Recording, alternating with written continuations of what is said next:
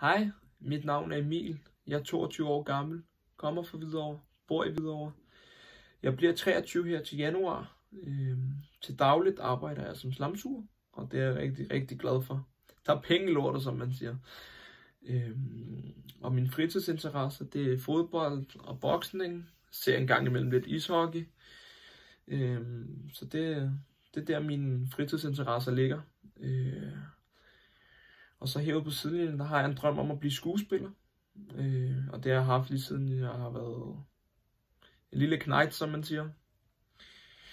Og det har ført med til rigtig mange statistroller efterhånden.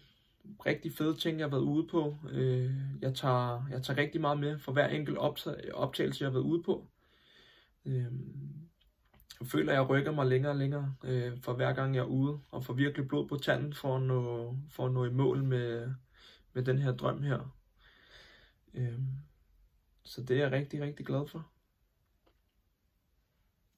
Kan I have en fortsat god dag?